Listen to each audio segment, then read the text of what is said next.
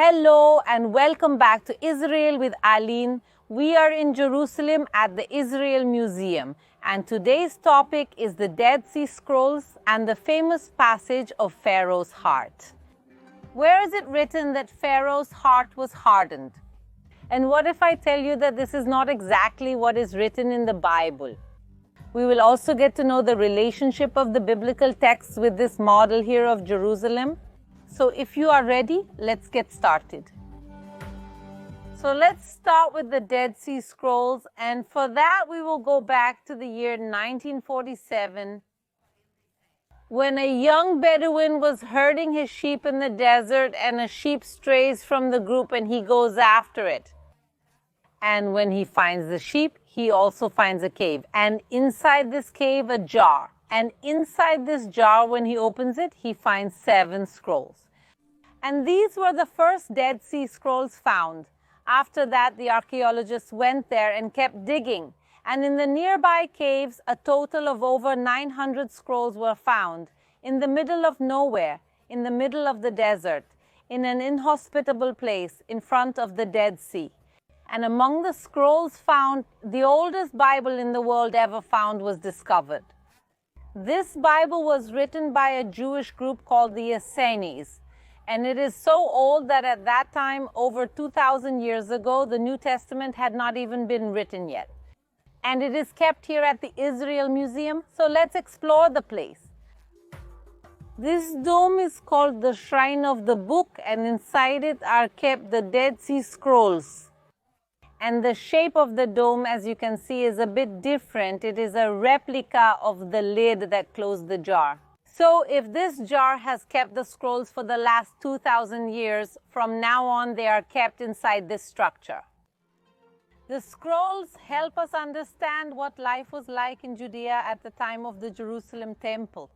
The most important scrolls from this collection are the 225 biblical texts. And copies of all the biblical books were found with the exception of the book of Esther. And we're not quite sure why this book is missing.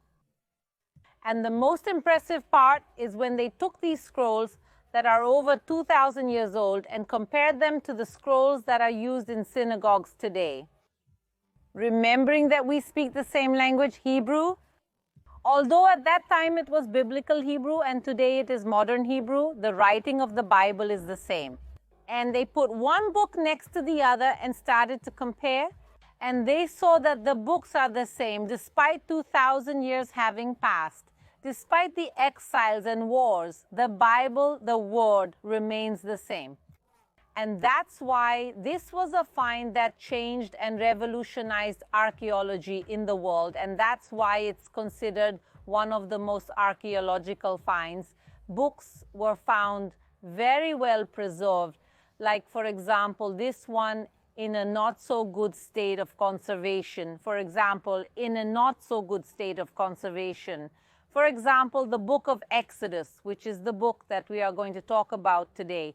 Since now we are going to talk about the verse that talks about Pharaoh's heart. And in the archaeology department of the museum, and we are going to the archaeology department of the museum, and we are going to now know the wing dedicated to Egypt. And we are also going to know a little bit about mummies. Let's go. In the book of Exodus, there are several verses that talk about Pharaoh's heart. In some of them, it is really written that his heart became heavy. But what does it mean his heart became heavy? But what does it mean for a heart to become heavy? This is an expression that is not used anywhere else in the Bible. So what does a heavy heart mean? And now the mummies here at the museum are going to help us understand what a heavy heart means. When the Pharaoh died, he was going to be mummified. And all the internal organs were removed, with the exception, yes, of the heart. Then he was mummified along with his heart. And in Egyptian mythology, the soul then entered the Duat, which is an underworld where the heart would be placed on a scale to be weighed. This was a test. On one side of the scale, an image of a goddess was placed. If the heart was heavier than the image of a goddess, If the person's heart was heavier, it means that their soul would be devoured by a monster.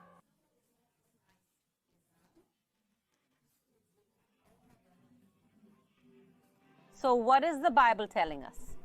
When the book of Exodus says that his heart will become heavy, it's not just an expression, a way of speaking, but the Bible is speaking in a language that the Egyptians of that time also understood, that the Pharaoh was being condemned, that his soul would not go to paradise. So we understand that the Pharaoh's heart did become hard and stubborn, but we also understand that it became heavy. And this reminds us how important it is to read the biblical books in their original language and understand both the nuances of the language and the time, history, and culture in which they were written. So the next time you read this passage, remember that it means that the Pharaoh's heart became hard, but also heavy. This model of Jerusalem was not made for the Israel Museum or for any museum, to be honest, but it was made and placed in the lobby of a hotel, the hotel called Holy Land. To the archaeologist and professor at the Hebrew University of Jerusalem, named Michael Aviona, and said he wanted an exact model of the city of Jerusalem in the year 66, just before the great Jewish revolt against the Romans. Now they are going to have a big challenge in building the model, because divided, half was in the hands of Israel and half divided. Half was in the hands of Israel and half in the hands of Jordan. And the old city of Jerusalem was in the hands of Jordan. So it was inaccessible. How are you going to make a model if you don't have access to the place? Jerusalem had virtually no archaeological excavations 1,000 years ago, so it can no longer tell its story. So they're going to take what they did have, which are the texts, the books, the biblical books, the Old Testament, the New Testament, also the books to build the model, and it's ready in 1966 when a big inauguration party is held at the hotel. Is a big inauguration party held at the hotel? What they didn't know is that a year later, in 1967, the Six-Day War would happen, and Israel, many archaeological excavations begin in the city.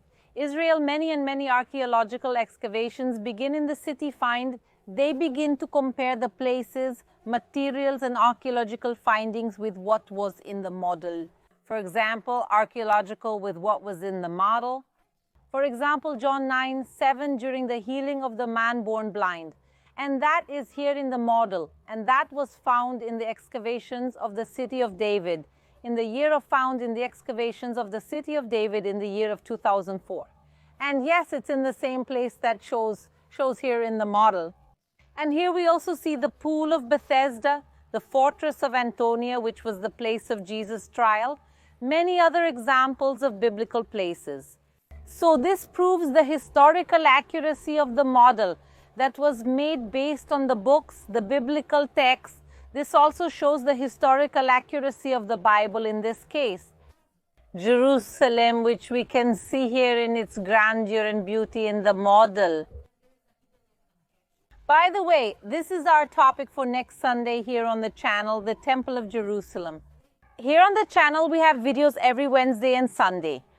I hope you enjoyed today's video. Don't forget to subscribe so you don't miss any videos. Also hit the bell. A kiss, shalom, and see you next time.